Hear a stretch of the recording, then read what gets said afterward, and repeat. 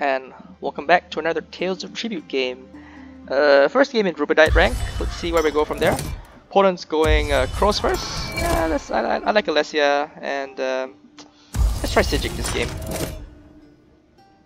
Crows can always combo with Reach, which is scary. Plus my opponent is going first, so he gets the first pick of the best card, which could be a Crow card, which would be very, very scary. So that's something something pretty scary to be considered. But my opponent goes Mora. Mora's also very good, very aggressive deck, and he gets the first pick, so that's pretty scary. Carnate Tavern showing Prophecy and Prescience. My opponent's gonna go Prophecy first because it gives 3 gold, and I'm probably gonna pick Prescience next because yeah, you can't ignore 3 gold. It's better than shuffling a random Alessia card into your deck, I think. So yeah, our opponent's deck is like slightly better than mine at this stage because he has the better Prescience version. And I reveal a Scratch, which my opponent's probably gonna pick up on the because like Crows are good. Like if you're not going Crows and your opponent's going Crows, it might be quite difficult to handle that. Not much on the field right now. I think the best option is using Alessia power because I can't afford anything. I don't want to really turn anything into treasury. We might as well get that one agent that produces 2 gold. I mean, it is shuffling essentially a 2 gold card into our deck, so not the worst. I'm really hoping my opponent does not get his Prophecy this turn, which he does not. So I get to pick up a Dreaming Cave, which I am more than happy to pick up.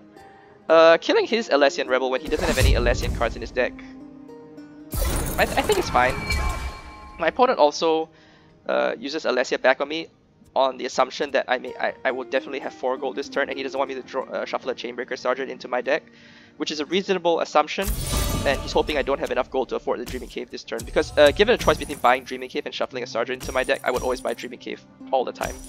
So yeah, let's pick up the Dreaming Cave. He does not, like, Threads of Fate is not super helpful for my opponent because he doesn't have the Mora. He doesn't have the Mora card. He's not about to draw the Mora card, so that's fine. He might actually pick it up for himself because he's scared that I might draw the Mora card. Because if he looks at my my library, the Mora card's coming up for me, and it is in fact in my hand. So that's something to be aware of. Other than that, the Tavern is very, very plain. But he did so he did draw his Prophecy, reveals 2 nice cards here, Mora and Tola Silver. I mean, he already went Crows once, so I think it's very reasonable for him to start to get the second Crow card to make his deck better. So he has 2 good Crow cards. I've got 1 Dreaming Cave, 1 Soldier in my deck, and 1 Sijic card. And he picks up the Mora card too. Mora card, he's not like, it's the first Mora card. It's not the best Mora card. I mean, it's nice early, I guess, but you really want to get the 4 power Mora cards. I think those are quite a bit better. We buy that one just to generate 2 power. I'm not sure that was correct. We could have just bartered it away, to be honest. Okay, question is, can he afford Dreaming Cave? I didn't even bother to check if he can afford Dreaming Cave. I just assumed he could afford it, and I shuffled away Dreaming Cave. But it seems reasonably likely that he could afford Dreaming Cave. He has a couple of things that generate 2 gold, which would get him above the threshold to buy Dreaming Cave. Moray House, I would love to pick up Moray House. That's a card that is excellent against my deck and good in my deck as well because we get the Alessian powers going. If my opponent picks it up, he kills my Soldier of the Empire and my Alessian Rebel, and that's about it. Picks up the Quartermaster to draw a card instead. This lets me pick up Moray House, so I can go a little bit more Alessia than before. I leave the ambush on the field, I think. No, that's wrong. We leave the ambush on the field, but we need to get rid of the Crow card in case he gets a combo going. It's not actually that devastating. It's a discard 1 card, but I still don't want him to. I don't want him to get going down that road. We can stack our deck. Let's leave the Rid on coin on top because we want to afford nice things, and we have generated just enough power to kill his agents, which is fine too. And I think we have enough to also give us a little bit of gold as well. I'm not sure I miss. Did I do that wrongly? Should I use Soldier of the Empire's power instead? I might have been able for the treasury anyway. Not sure about that. But we still have 1 treasury. We still have 1 Soldier on the field, so he does need to spend a bit of power killing it. I strongly disagree with picking up Soldier of the Empire. That was like, it's a 3 gold card that gives. Yeah, I think it makes his deck worse. Like, if my opponent is a bit more disciplined and doesn't pick up these random cards, he could be on the way to making a good Crow deck. I have to pick this up because I'm scared he'll pick it up. The rest is kind of whatever. I would like to pick up Mori House, but I can't afford it, so let's just work on my economy a little bit. Elite Defector is also on the field, which is something to consider if I draw one of my Alessia cards, because then we possibly can get a combo going. Our deck is still, I'm still leaning a bit more towards Alessia. There's a lot of Alessia on the field, so that's something that is good. That Crow card that I picked up, I would like to get rid of it if possible. Actually, if Lalo was in the game, I would definitely get rid of it. It's not helpful for me. I won't really get any Crow combos going because my deck is quite big. And honestly, the same could be said of my opponent. He has a lot of cards in his deck that I am not 100% sure help the situation. Yeah, he's probably picking up that Crow again, which is fine. If he picks up Mori House, that is also fine. Like, it's really diluting his deck by quite a significant degree. The power of Crows is that you need to keep your deck small and buy only Crows. It's difficult because okay, and he reveals another Crow card. Not picking up the Mori House, doesn't care about that. Alright, let's see what Dreaming Cave gives us today. A Crow card, which doesn't do anything. Alright, this on the other hand, I think it's reasonable to keep. I keep that Crow card because it's worth 2 gold. Not that we're drawing any Crows, because we're not. Pick up Mori House for sure. We have already 1 Mori House in our deck, so we pick up the other one. That's gonna lead to quite devastating prestige combos down the road, especially if my opponent can't deal with it. Now my opponent, by right, should be able to deal with it a little bit because he has a couple of things that generate 1 or 2 power in the deck. Mora's in the game. There's a lot of things in the game. We've got Ambush, we got Black Sacrament, we got Sijic, we got Alessia. There's a lot of things that kill agents on the field. So if he's able to keep up and kill all my agents, he's fine. But as you can see, I already generate 2 prestige just with this combo going here. He drew me an extra card because of the because he used that Mora that Mora thing ability. Second Dreaming Cave. Now our deck is running very well. 2 Dreaming Caves is gonna make our deck very, very smooth running. And what can we buy with 4 gold? Nothing really that great. Yeah, I think we just play our Soldier of the Empire as power. Alternatively, okay, we can use 4 gold to buy a Blackmail. That's also fine. The reason to buy the Blackmail is so that our opponent can't buy the Blackmail himself. Or we could buy the Black Sacrament and then use Treasury ones to make our deck a little bit better. But then the thing is, we can't, like, there's nothing really to treasury away. I guess you could treasury the Alessian Rebel, but it is actually quite useful because it gives us that 1 extra combo which allows us to go more Alessia than before. So yeah, it's kind of awkward. Opponent does have to kill all these agents, which is kind of annoying for him. And he can with Blackmail, he can definitely kill these agents. And that's the correct pick there. I'm gonna pick the Squawking Oratory because it has the word draw a card on it. That's always useful in a deck with Dreaming Cave. My opponent made a mistake there. He should have killed Mori House first. Mori House gives me 1 gold whenever an agent dies, so I got 1 extra gold now, so that's nice. We're definitely picking up Squawking Oratory because it draws us a card. With Dreaming Cave and Toss in our game, drawing a card is always good because usually what happens is you use Dreaming Cave, you stack your deck a little bit, and then you draw the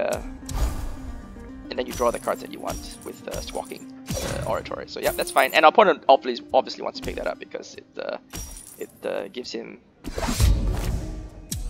more Crow combo. So opponent has like 1, 2, 3, 4 good Crow cards. I got 1, 2. I got 3 Crow cards in my deck, but my deck is not. I'm not trying to win with Crows at all. It's very tough for my opponent because I picked up those Mori House very early. Picking up Mori House early means that all his agents are gonna die very fast and very cheaply. I pick up I take away the scratch. I don't mind him picking up Black Feather Knight, to be honest, because Black Feather Knight is easy to kill with the 2 Mori House Sacred Bulls that we have in our deck.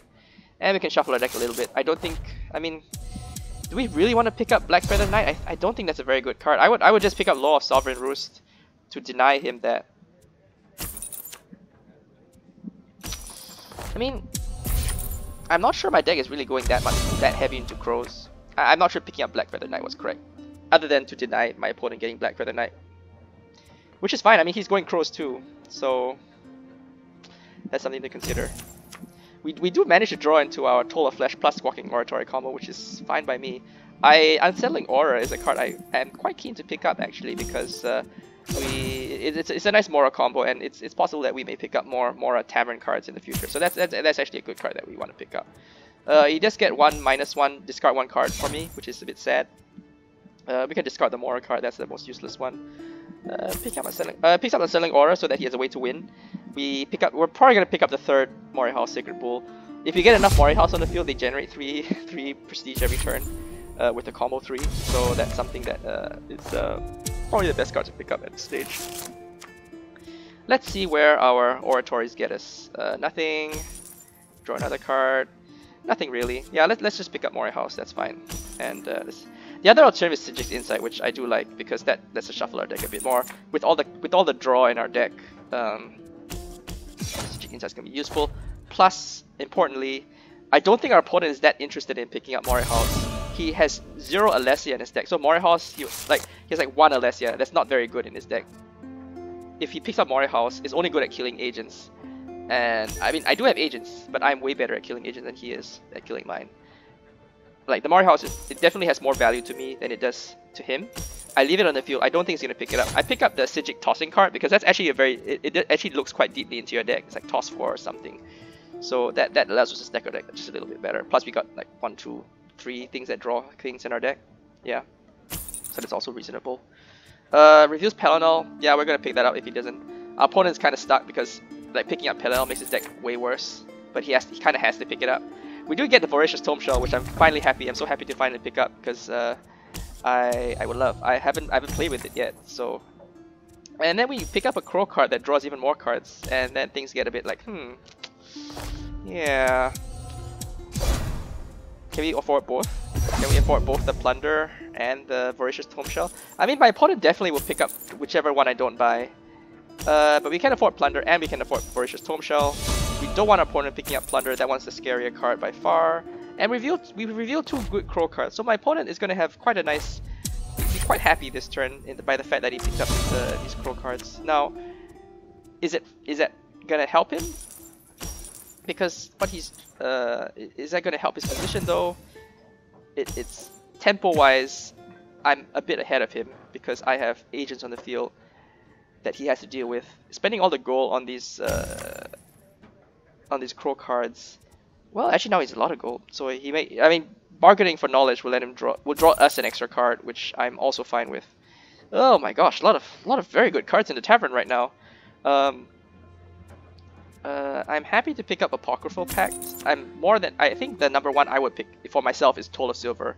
I think Toll of Silver will make my deck a little bit better. We do have a couple of Crows in. We have a couple of toss effects. That's gonna be very useful. He needs to kill some agents, probably Mori House and Soldier, but he does leave Black Feather Knight on the field. With Squawking Oratory, I might be able to get a combo 3 with the Crows if I use Driven Cave first this turn. Bargain for Knowledge is fine too. It basically gives me 5 power, and we are inching ever close to victory right now. We're definitely on the way there. Let's start by using Dreaming Cave and see what we can draw. If we get a Crow card, we can get a 3 combo with the Crow going. And yeah, we do have a Crow card. We have a lot of good cards actually. Mori House, keep Prescience, we don't need to keep that. We're gonna draw a lot of cards this turn, so yeah, we don't and probably get a nice combo going as well. So this is gonna be very, very, very grim for my opponent.